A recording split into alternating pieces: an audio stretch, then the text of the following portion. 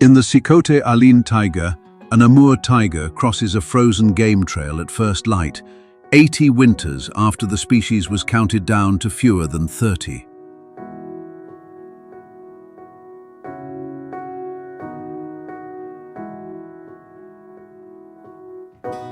"2,000 kilometers northeast, on the Kamchatka coast, a brown bear stands at the mouth of a river still locked in winter ice, waiting for the salmon water beneath to release.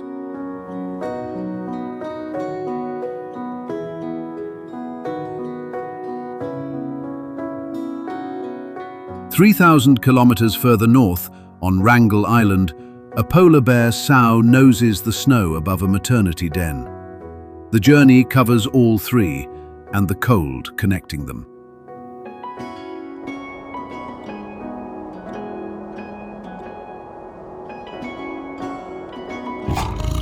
The question is not what makes these animals dangerous. The question is, what built them?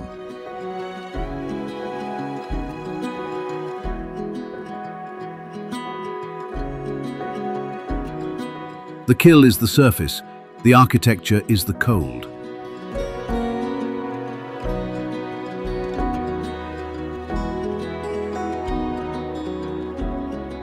The route runs in 5 places: a taiga forest, a recovered border, a salmon coast, a pole of cold, and an island paired with a lake.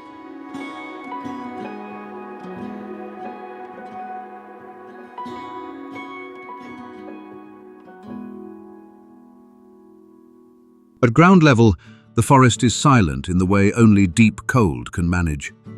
The air is too dry to carry sound far. The snowpack absorbs each step and gives nothing back. Above the canopy line, a Pacific wind moves through fir and Korean pine, and the noise it makes is the noise the taiga listens through.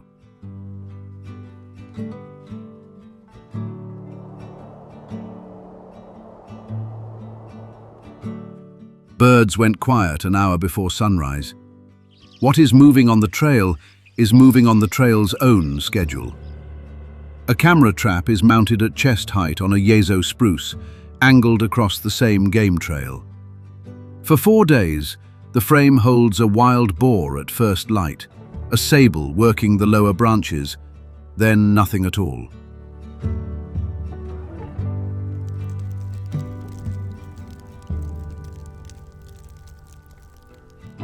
On the 5th morning, the taiga crosses.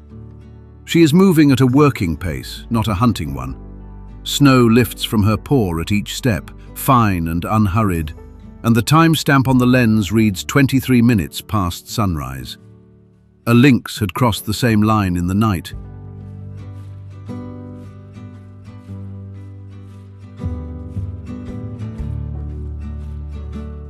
The prints are still legible at the trail's edge, and the taiga passes them at the same pace. The cat the cold has selected for at this latitude has no reason to hurry. The Sicote Alin Biosphere Reserve was set up in 1935. In the same decade, the Amur taiga fell to a population count that fits inside a single sentence.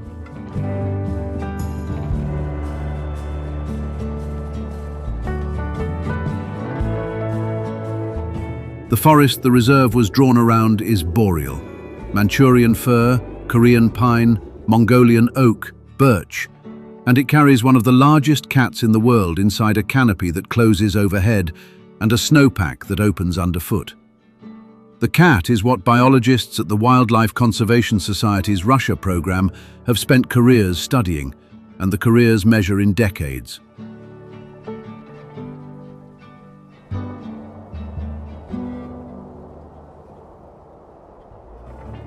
Dale Mikkel has worked the Russian Far East across long field seasons, and the taiga crossing the trail this morning is the frame that has stood, on his desk and his colleagues' desks, since long before the lens that captured it was made. The wild boar arrives later, downwind of the trail and downhill of where the taiga crossed.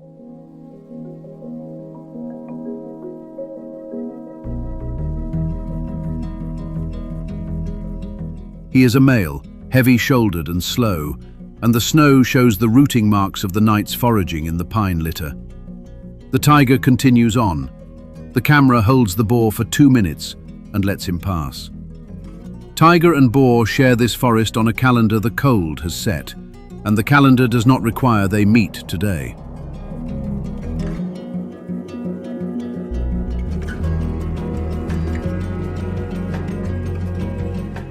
Up the slope, a sable runs the lower branches of a fir, dark against the snow, weighing nothing on the bough. The animal moves like quicksilver. 2 centuries ago, the same coat was the currency that opened the Russian Far East to imperial commerce, and the trapping ledgers of those 2 centuries are the prehistory of every reserve here.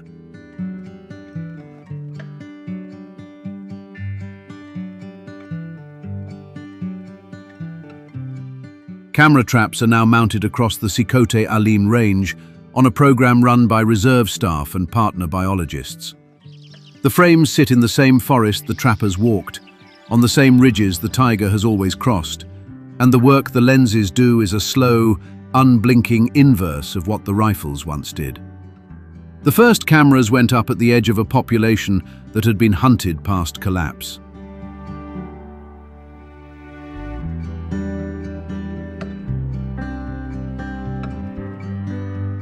The morning frames they collect today are the dividend of a decision made before any of the dividends could be guaranteed.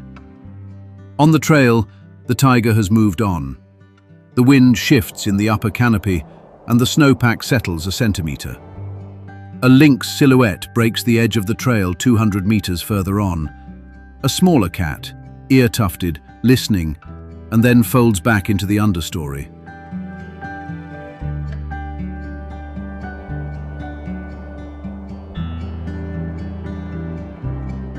The lynx is not what the forest is built around at this latitude. She is held in reserve for a colder chapter. What the morning has shown is a forest that holds the cat the cold has selected for, and the boar the cat does not need today, and the sable the trappers no longer take, and the lynx the colder country will claim.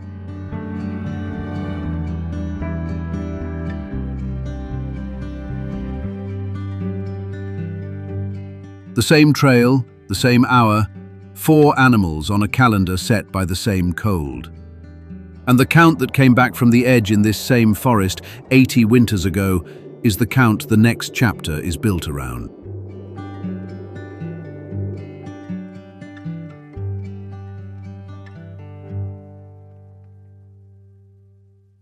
The transition out of the present is a single date. In the late 1930s, the Amur tiger was counted in the Russian Far East at fewer than 30 animals, across a range that had once held many thousands. That number is the floor this chapter is drawn from.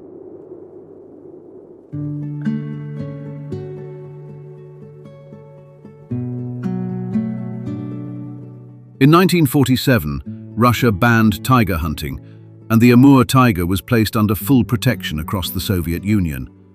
The forest behind that count was the Sikote Alim Reserve, established in 1935 and later named for K.G. Abramov, the early Far East naturalist whose field descriptions helped put this country on the conservation map.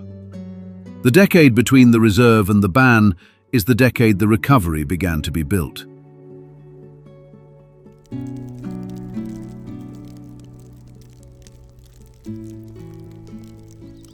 The room where the recovery is now read is in a low building inside Land of the Leopard National Park in southwest Primoria, against the Russian-Chinese border. The park was established in 2012 around the last continuous range of the Amur leopard. The room has a monitor, a desk, 2 coats by the door, and a printed catalogue of spot patterns held by a binder clip. Each leopard in the catalogue is a column of camera trap frames stacked by date, and each column means this coat, photographed this many times, in this part of the forest, this year.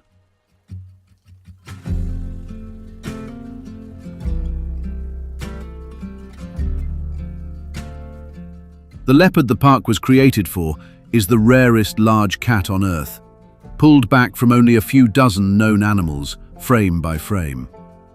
Through most of the 20th century, wild Amur leopards stayed at the edge of disappearance. They survived because the border forest was protected before there were no cats left to protect, and because rangers replaced the work hunters once did here.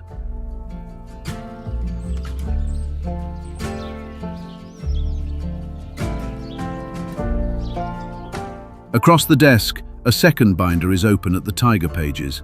Different cat, same forest, same human room. The Amur tiger is one of the largest cats in the world, and the population counted below 30 has, since 1947, walked itself into a count that biologists now spend their winters retaking.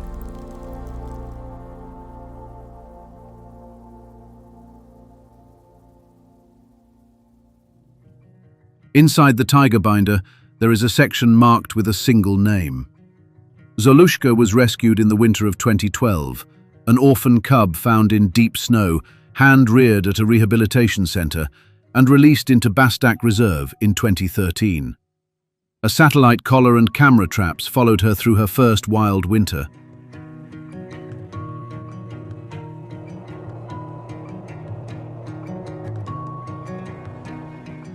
Later reports carried the line further, into a wild-born generation traced back to a hand-reared release. Dale Mikkel has worked the Russian Far East through long field seasons, and the cats in these catalogues are the cats his program and its partners have spent careers tracking. So is the ranger walking the perimeter, the camera trap technician swapping cards by lamplight in the same winter room again tonight, and the journalist working the latest census numbers.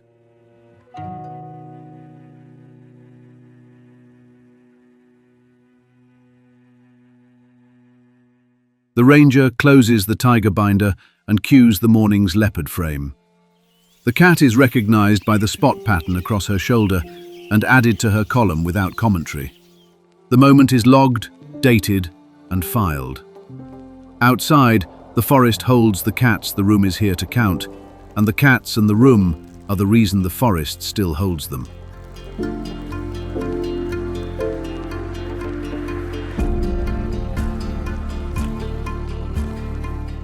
The leopard walks out of the catalogue and back into the forest. The frame goes empty again.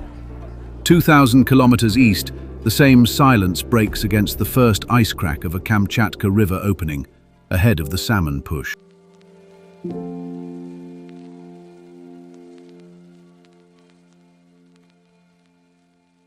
The ice on the river mouth gives way in a single afternoon. The crack runs bank to channel, and the water beneath rises black, cold, and full of fish. Kamchatka does not arrange its predators in a list. They arrive on the salmon's timetable, written by the temperature below the ice.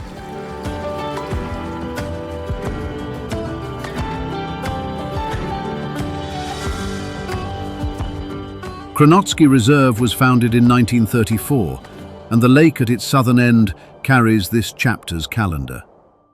Kuril Lake is Kamchatka's largest freshwater reservoir and the peninsula's largest Pacific salmon spawning ground.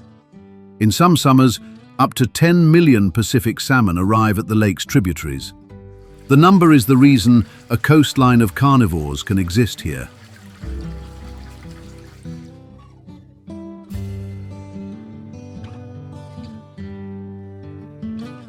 A reserve inspector wades the shallows at a feeder stream, weighing a returning salmon on a hand scale clipped to his kit bag.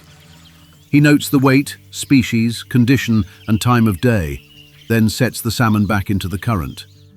The number goes into a notebook that will close the season's count. The brown bear is the bookkeeper.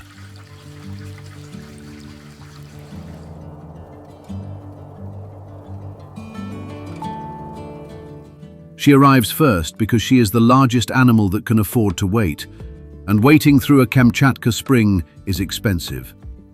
When the run begins, she eats with no theatre. A salmon every few minutes, opened with a paw, the rest left for scavengers. Her cubs learn the river by watching her work it.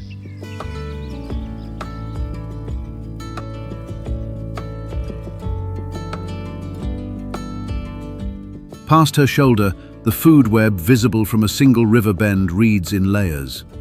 Sea otters work the kelp at the river's seamouth, prying urchins from rock with their bellies turned to the sky. The Kamchatka sea otter is one of the densest holdouts of the species in the North Pacific. resting in kelp held open by the currents that feed the salmon run.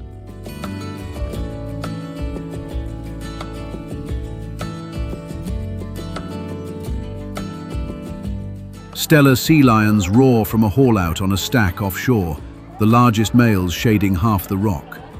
The Stellar is the largest sea lion, and the haul-outs along the Kamchatka and Kuril coasts are the rookery network the species has held for as long as the coast has been counted. Above the weir, a Stellar's sea eagle drops from a snag and lifts a salmon nearly the weight of its own torso.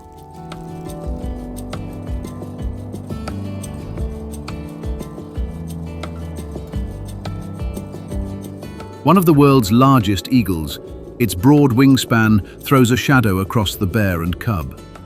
The eagle takes the fish into the trees and the bear stays with the run. Further out, where the bay's edge meets open water, a Kamchatka resident orca pod cuts through grey swell, hunting the same fish in their next form before the run becomes a coastline.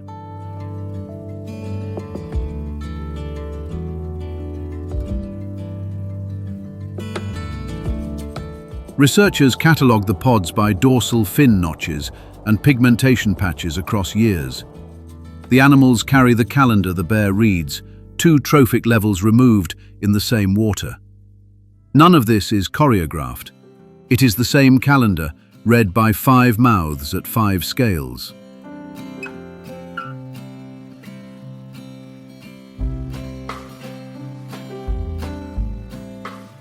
The shadow is the line rangers carry. Salmon timing has been moving with the climate, and the calendar the bear, eagle and orca read is no longer the one the inspector's father walked. By late summer, the bear is fat, the cubs are nearly weaned, the otter is back in the kelp, the sea lions are off the rocks, and the eagle is north.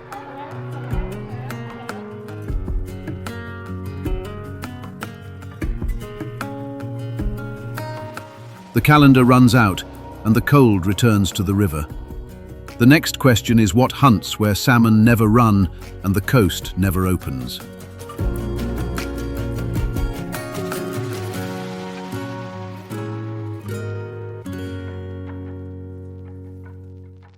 Inland, the cold extends past where any river opens. Oymyakon, in the Sakha Republic, has recorded -67.7 degrees Celsius, set down on the 6th of February 1933, the lowest temperature in the Northern Hemisphere on the meteorological record. At those numbers, the ambient air kills faster than blood loss.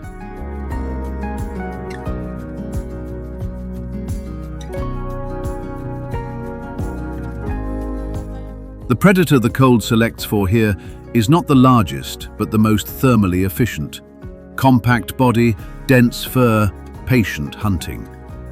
An even reindeer herder kneels at a print on wind-packed snow, the snow so cold it squeaks under his weight. He reads the print by the depth of the heel and the spacing of the toe pads, and he says the name of the animal that walked it before he lifts his head.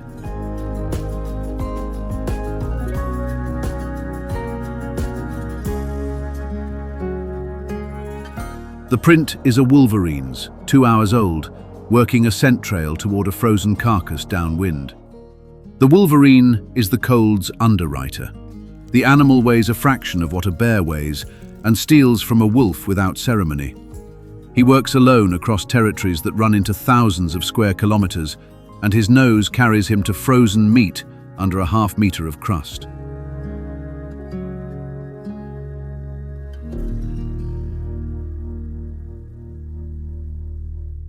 Field workers at Sakha research stations check his collar transmitter on a schedule the winter sets. Every signal between his coat and the antenna is data the cold has helped to record. Higher on the slope, the silhouette from a colder chapter resolves into the cat the cold has held in reserve. The Eurasian lynx is short-bodied, ear-tufted, with paws the size of a man's palm, and a hunting line that reads in arcs around hare runs and roe deer brows.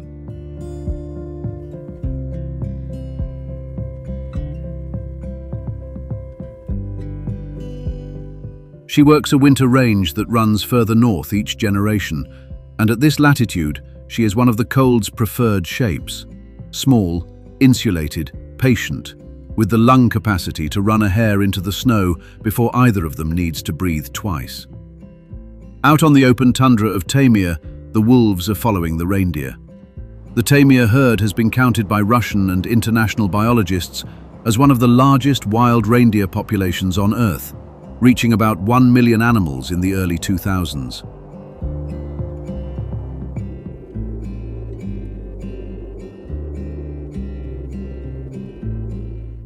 By the time of the more recent counts, the figure had fallen to about 600,000, with scientists warning of a decline near 40% across the intervening period. The herd's collapse is a number that does not stay still. It is reported, re-reported, and walked across the tundra by the herd itself, every spring and every autumn.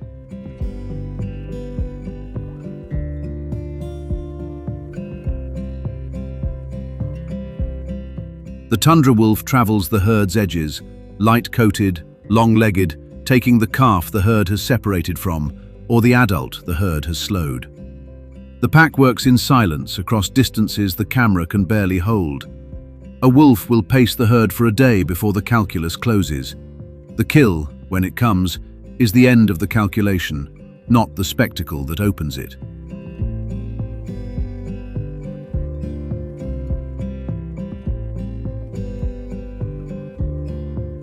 Closer to the forest edge, a musk deer steps out of the timber, small, dark, with the protruding canines that look out of place on so light an animal. The musk pod the male carries in his abdomen has been the reason poachers have walked these forests for more than a century, and the species is one of the quietest losses the cold niche carries, counted in the margins of every reserve's annual report.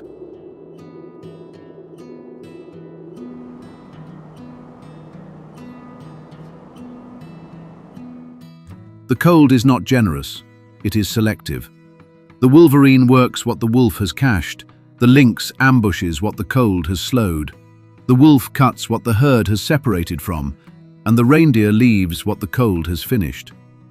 The musk deer steps back into the timber.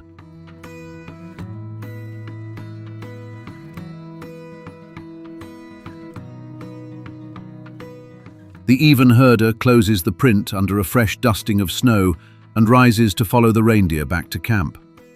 The pole of cold does not draw a border. It extends outward to the ocean edge and to the lake's frozen face, where the same selection pressure plays at two final scales: an Arctic island where polar bears den, and a freshwater sea where the world's only freshwater seal lives under ice.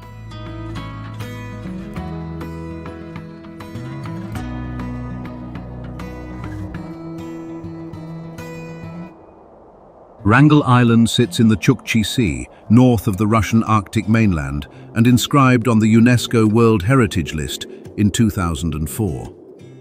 The island carries the densest concentration of ancestral polar bear maternity dens on Earth and the largest population of Pacific walrus on the planet. A reserve researcher works the first light snow at a den site marked the previous autumn, reading the surface for the rise and fall of a tunnel and the breath vent above, where the sow has been overwintering with her cubs.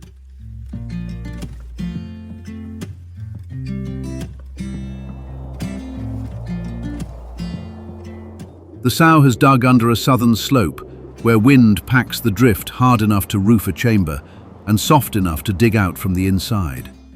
She has not eaten since autumn. Her cubs were born blind and palm-sized in the depth of the polar night, and by the morning the surface is checked. They have been nursing for weeks on milk dense enough to grow them through a winter without their mother eating.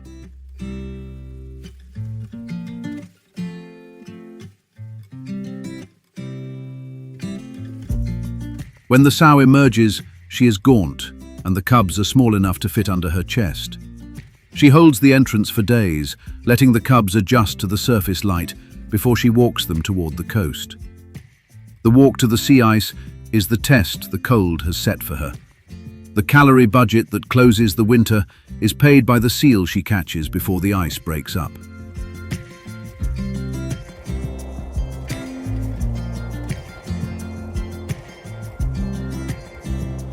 Around the coast, The walrus haulouts gather on shingle beaches.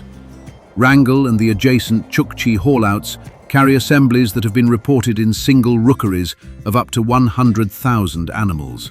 Brown bodies the color of wet rock, tusks crossed across each other's backs. The bulls hold the center and the cows and calves the edges, and the haulout breathes as a single animal, rising, settling, vocalizing in a low, continuous chorus that carries across the bay.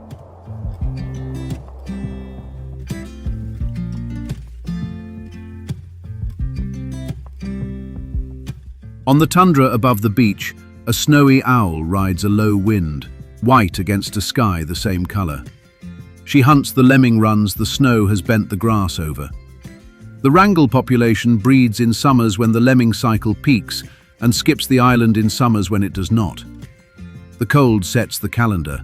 The lemming sets the year. The owl reads both.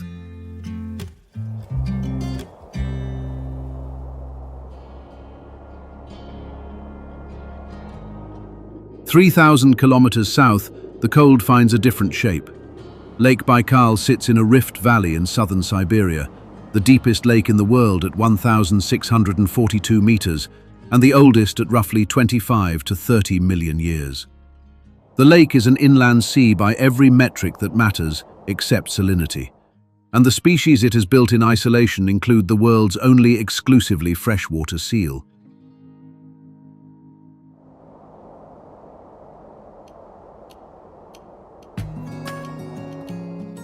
The Baikal seal, the nerpa, is the lake's signature animal.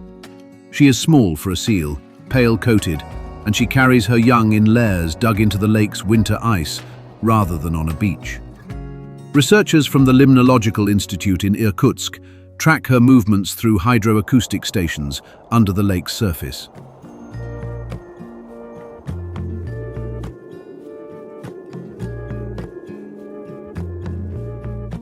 At the A.N. Severtsov Institute, academician Vyacheslav Rozhnov has described the nerpa as an indicator of the reservoir's condition, a living gauge of what the lake is holding below the ice.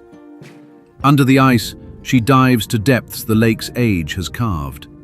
Her prey are species that exist nowhere else. Endemic fishes the Rift Basin has been refining for as long as the lake has been a lake.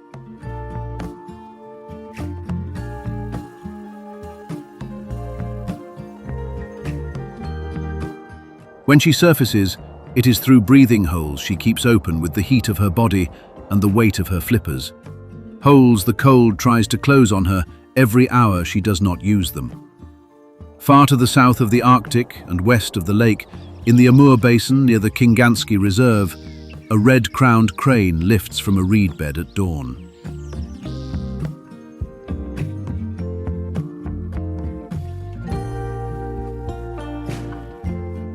The crane is one of the rarest in the world, and the one Russian and Japanese culture have for centuries placed at the head of the symbolic register. Her call carries the same cold the taiga crosses, the leopard's catalogue logs, the bear's salmon river rights, and the seal's ice closes back over.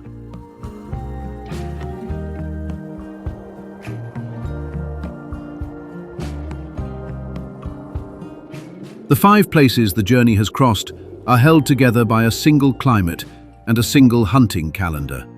And the animals that have been counted, catalogued, collared and listened for under the lake's ice and the island's snow are the same animals the cold has been selecting for since long before any reserve was drawn around them.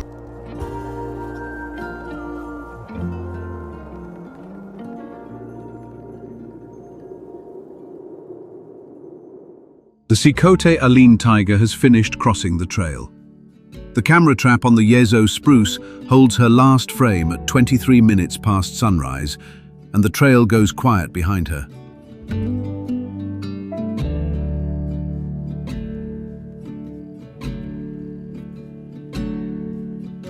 The forest closes over her tracks within the hour.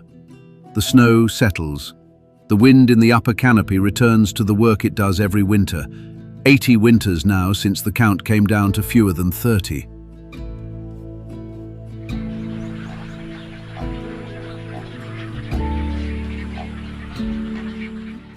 The next cold winter, the reserve measures will be measured against this one, and against each of the winters the count has held the line since.